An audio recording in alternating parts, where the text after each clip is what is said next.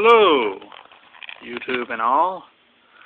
Today I'm going to show you how to make an Ubuntu computer using scrap parts I had laying around. Here's an old motherboard that I pulled out of a freaking computer a while back, mostly because of an error where it only accepts one RAM card. And plus it was just old as hell. You can tell I pulled it out of the computer myself because I still have the back plate for it. Wow. How many people don't keep those, surprisingly? Oh well, sorry for the shaky hand work. I'm having to do this with an old BlackBerry Pearl 8130 model. Well, all you need to really build this small Ubuntu computer is a motherboard that accepts both hard drive and CD as your primary load, so you can switch them out. A hard drive, some RAM, a spacer to sit between them since I have such short cables, a CD drive underneath. DVD works too, but I find this CD drive to be probably one of the best I have. Plus it was sitting around and I needed to use it. This particular computer accepts DDR RAM. Sorry about that, I have to keep clearing my throat. This RAM card is a 512 RAM card, and that's what I'm going to be using for this project. You may notice I have a spare. Well, sadly, during the trials earlier, that particular RAM card ended up being kind of defective, caused by the second port on this device. Yeah. Oh well. Here's for the assembly. The alternate item you will almost always have to have is a power supply that matches your motherboard. This one just happened to be sitting around and luckily matched. I think I pulled it out of an old E-machine because the rear brackets broke. But luckily, I'm not going to be shaking it around, so I don't have to worry about that arcing or anything. In your case, you might have to be a little more careful, because other people tend to screw up a lot. My alternate spare parts are a Dell monitor, an HP mouse, and a Dell keyboard, and some Dell speakers. And since I had to walk around, I kind of lost some of my orientation. This board is basically my workbench. Well, now to get started. Power supply I'll keep till last. Well, last as far as connecting directly to the motherboard as far as main components that cannot be adjusted afterwards. This is our hard drive, a 100 gig Seagate hard drive that I pulled out of an external hard drive. It's still got the grounding plate on the bottom. Anti-arcing and grounding. Actually, I think this plate's off a different hard drive. Huh. Because the little pegs don't match up. And while I'm at it, I'm going to make me a little shout out. Thank you, FireWizard23. I haven't gotten to read much of the book outside of the first 3 pages because I have been busy. Sorry, man, I will get it done, probably after this. And from what I read, it actually seemed pretty good. Considering I only read like the first 5 pages, if that. Let me sit my RAM right here, out of the way. If you notice, I'm using a blue cable for the CD drive.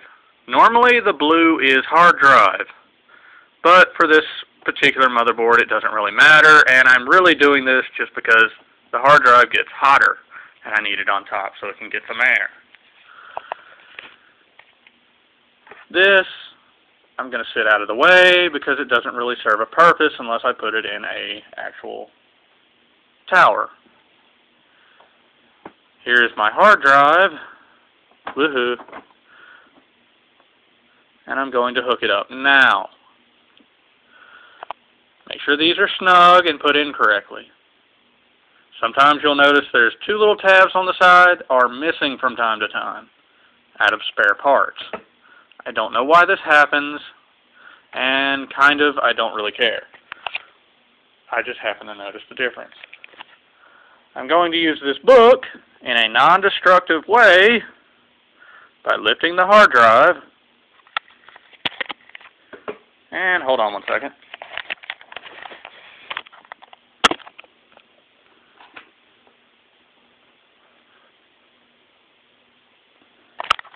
And fitting a book under it to prevent grounding issues. Now it's time to insert some RAM. Is this my 512? Yes, it is. I hate small print, which gets even worse on the smaller RAM cards, which I do have a DDR1 short RAM card. Push it in until it clicks. It clicks. With this particular motherboard, the RAM card faces, these are the RAM chips, are facing the CPU, which is pretty good.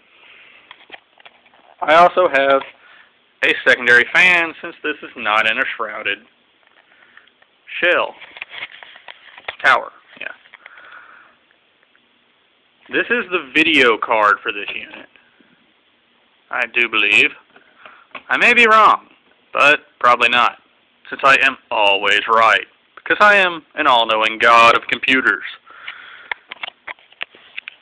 I will not install the secondary RAM because this particular slot is bad in Fry's RAM cards. Now to fold this out of the way. Let's bring this big old bulky power brick over here. Here's my power brick. Let me check the cables real quick.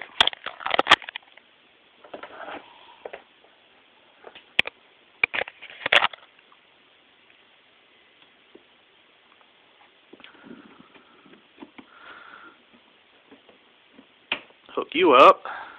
Oh, and by the way, it's unplugged.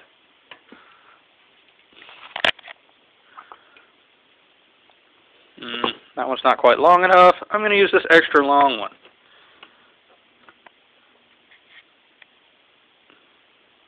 Plug these in, and then plug this random one that doesn't go anywhere up.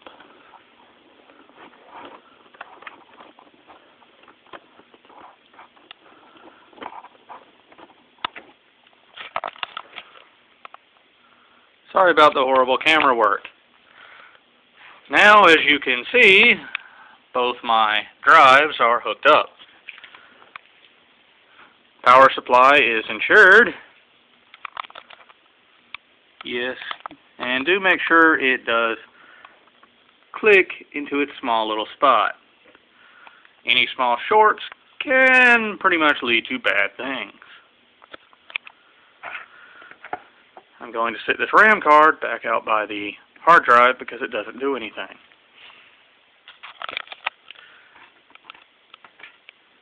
This is my power button.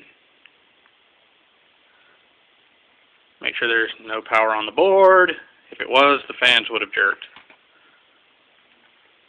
This is for alternate USB ports on the front of the shell, but I don't have any. That should be all as far as this goes. Now to hook up some peripherals. Like monitor. Kind of wish it was a Minotaur. That would be awesome. Hey Minotaur, how's the computing going today? Very well. Hook the monitor up to the only port that fits it. The blue one. So let's screw it in there, make sure it doesn't shake loose, otherwise you'll get color issues and can tear up a monitor. A mouse. This is actually an optical mouse, which works fairly well. Pretty good for grabbing something out of a trash can. Line these bits up. There's a notch in the top and 2 notches at the bottom. If you notice, there's a matching thing. Also, a long rod in there. That goes into the long rod in here. Our keyboard is USB.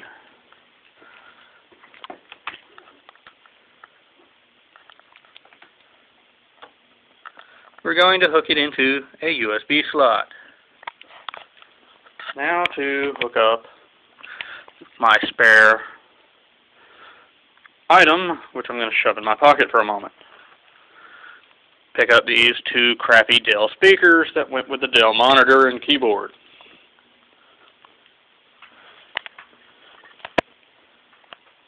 Give me a moment while I place them around. Looks pretty good over there and there. Find this long end of this wire. Sorry people, I do have to use 2 hands.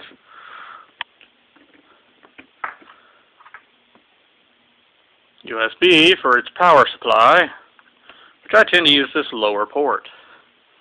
Now to connect my USB flash, which is my backup ubunto. Now, to give this little baby a power check, the monitor does boot on.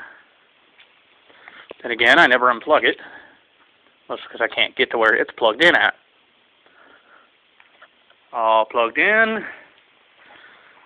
USB is lit, meaning it do have power.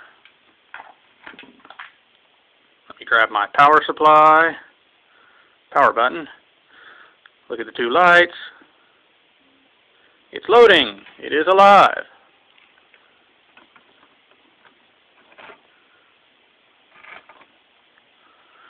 It is doing RAM check and booting up.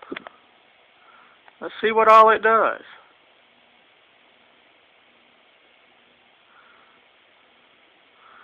I do have Ubuntu 10.10 already pre-installed on the hard drive.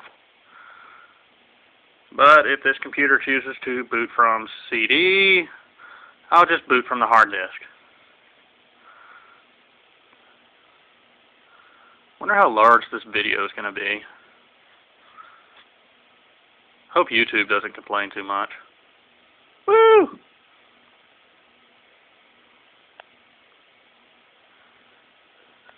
Since I'm bored, I'm going to hit exit and skip that.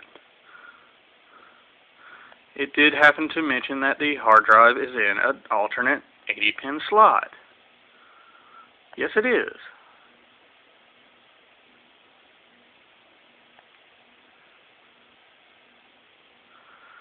Don't worry about this little thing right here. That is good. If your motherboard continues to reboot at that point while the screen was black, it means that it's a RAM error. Which is usually how I get most of my motherboards. People think their computers are bad when it's just RAM card error. Just take one of the RAM cards out or switch them out. Either the slot on the board is bad, such as this board, or the RAM card can be bad. There is Ubuntu. This is a fully running computer. I'm going to eject the CD bay to shut it up. I am not running from the disk right now. I am running fully from the hard drive. For the most part, you don't even need a CD drive for this. This hard drive does support USB loading, but it never works. But since this is Ubuntu, USB is over here, and to prove that audio does relatively work, just stay open. And before my video hits too much, come on, open.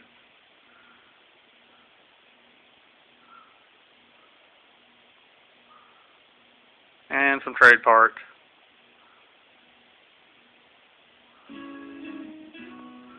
As you can hear, it does work.